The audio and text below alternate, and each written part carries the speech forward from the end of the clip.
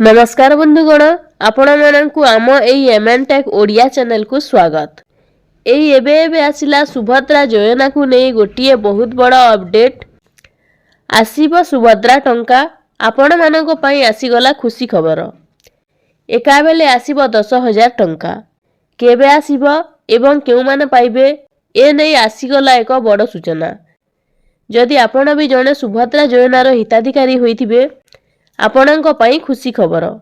आसंतु आजिर एही वीडियो रे संपूर्ण खबर जानिबा।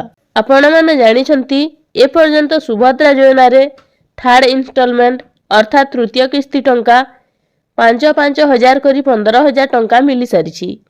तेबे आसीबा को बाकी रहिछि चतुर्थ किस्ती टंका। तेबे एई मध्य रे आसिला आउ एक नुवा सूचना। एका बेले आसीबो आपणकर 10,000 टंका।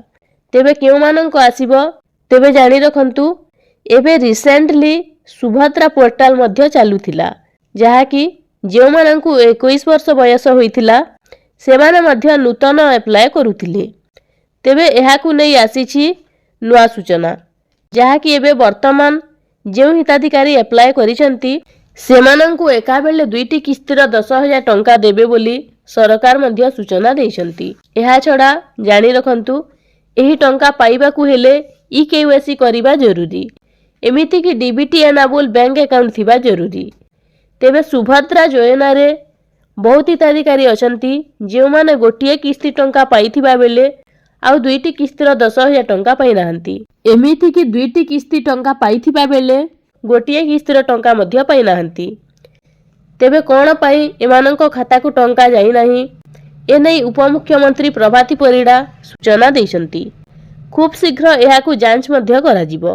तेबे जेउ हिताधिकारी पाइबा पई योग्य थिबे तेबे सेमानंकु समस्तंकर अटकी थिबा टंका मध्य एका बेले मिली जिवो। ता छडा जेउ हिताधिकारी एबे रिसेंटली अप्लाई करिसंती सेमानंकु दुईटी किस्तीर 10,000 टंका मिलिबो। आउ जेउ हिताधिकारी पूर्वरु तृतीय किस्ती टंका पाइ सारिसंती सेमानंकु चतुर्थ किस्ती टंका महिला दिवस अर्थात मार्च 8 तारिख रे मिलिबाकू जाउची। आपण माने जानिथिबे सुभद्रा योजना अधीन रे वार्षिक दुईटी किस्ती अर्थात गोटिए किस्ती रक्षा बंधन आउ गोटिए किस्ती टंका महिला दिवस अर्थात मार्च 8 तारिख रे मध्य सरकार टंका देइथांती। तो एटा थिला अपडेट जहा मु आपनकु जणै देली। तो एही परी अनेक गुडिए इन्फॉर्मेटिव वीडियो देखिबा पई आम चैनल को सब्सक्राइब करंतु। धन्यवाद।